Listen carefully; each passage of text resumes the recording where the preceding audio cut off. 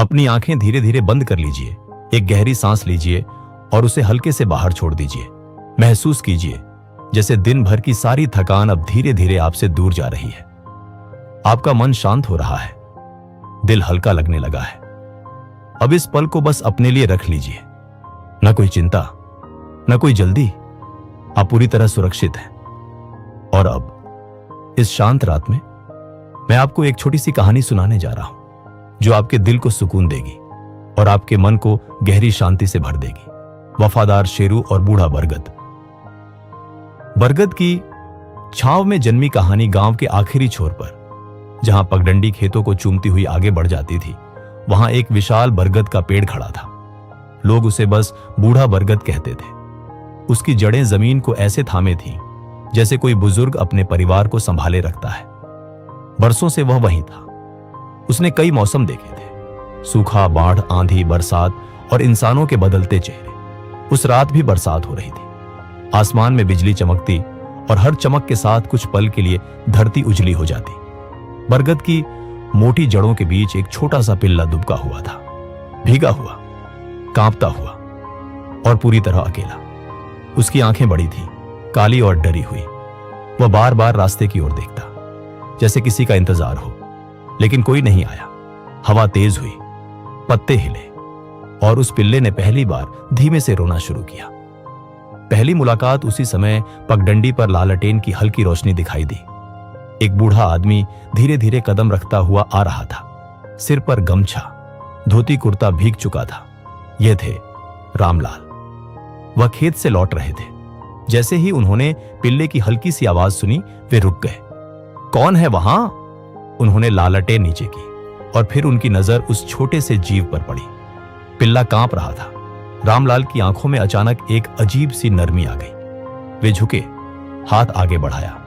पिल्ला पहले पीछे हटा, फिर धीरे धीरे आगे आया। उसने बूढ़े हाथ को सूंघा और पूंछ हल्की सी हिलाई। रामलाल मुस्कुराए।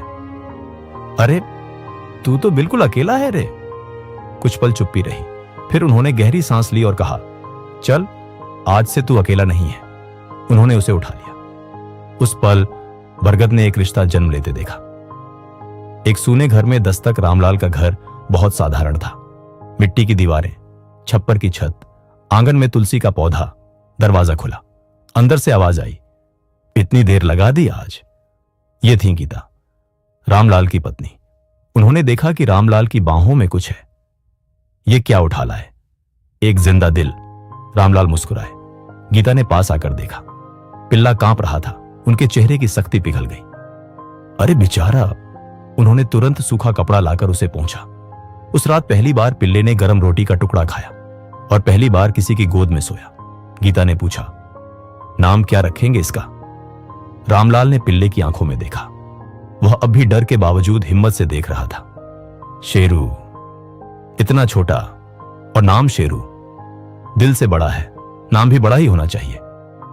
उस रात घर में कई महीनों बाद हंसी गूंजी। जो खालीपन भर गया, रामलाल और गीता का एक बेटा था, मोहन। वह शहर चला गया था। पहले पहल चिट्ठियां आती थीं, फिर फोन, फिर कुछ भी नहीं। घर सूना पड़ गया था। आंगन में चिड़ियों की चहचहाहट भी जैसे कम हो गई थी। लेकिन शेरू के आने के बाद सब बदल गया। वह सुबह सुबह रामलाल को जगाता, आंगन में दौड़ता, गीता के पीछे पीछे रसोई तक जाता। गीता हंसते हुए कहती, अरे तू तो सच में हमारा बेटा बन गया है। रामलाल चुप रहते, लेकिन उनकी आंखों में चमक आ जाती। खेतों का साथी सुबह का सूरज, खेतों में ओस। रामलाल हल लेकर निकलते, शेरू उनके पीछे पीछे चलता। अरे तू घर में ही रह। लेकिन शेरू कहां मानता। वह खेत में बैठकर उन्हें देखता, कभी चिड़ियों को भगाता, कभी बस चुपचाप बैठा रहता। एक दिन रामलाल थक कर बैठ गए। शेरू पास आया, उनके घुटनों पर सिर रख दिया। रामलाल ने उसके सिर पर हाथ फेरा। तू समझता है ना? शेरू ने आंखें बंद कर ली। कुछ रिश्ते शब्दों से नहीं, सिर्फ एहसास से चलते हैं। वह दिन जिसने सब बदल दिया। तेज धूप थी, गर्मी असहनीय। रामलाल खेत में काम कर रहे थे। अचानक उन्हें चक्कर आया, हाथ से हल छूटा और वे जमीन पर गिर पड़े। भौं भौं। शेरू दौड़ा, उनका चेहरा चाटा, पंजों से हिलाया। कोई जवाब नहीं। उसकी आंखों में डर उतर आया। कुछ पल के लिए वह ठिठका, फिर अचानक गांव की ओर दौड़ पड़ा। गली में पहुंचकर वह हर दरवाजे पर भौंकने लगा, लोगों के कपड़े खींचने लगा। अरे हट, क्या हुआ है? लेकिन वह नहीं रुका। आखिरकार दो युवक उसके पीछे चल पड़े। खेत पहुंचे, रामलाल को देखा। जल्दी करो। उन्हें उठाया गया, अस्पताल ले जाया गया। डॉक्टर ने गंभीर होकर कहा, अगर 5 मिनट और देर होती तो कुछ नहीं बचता। उस दिन गांव ने पहली बार शेरू को सिर्फ कुत्ता नहीं, परिवार समझा। बदलते मौसम समय चलता रहा। रामलाल की चाल धीमी हो गई, बाल और सफेद, आवाज थोड़ी कांपती। अब शेरू आगे चलता जैसे रास्ता दिखा रहा हो। गांव वाले कहते, देखो बेटा तो शहर चला गया, लेकिन असली बेटा तो यही है। रामलाल बस मुस्कुरा देते। आखिरी शाम एक दिन वे शेरू को लेकर फिर उसी बरगद के पास गए। सूरज ढल रहा था, आसमान लाल था। रामलाल धीरे से बैठे। याद है, यही मिला था तू। शेरू उनकी गोद में सिर रख देता है। कुछ पल दोनों चुप। हवा चलती है। रामलाल फुसफुसाए, अगर मैं पहले चला जाऊं तो गीता का ध्यान रखना। शेरू ने जैसे समझ लिया। उसने धीरे से उनकी हथेली चूम ली। बिछड़ना सर्द सुबह, घर में हलचल, रामलाल की सांसें धीमी। गीता रो रही थी। मत जाओ। लेकिन समय रुकता नहीं।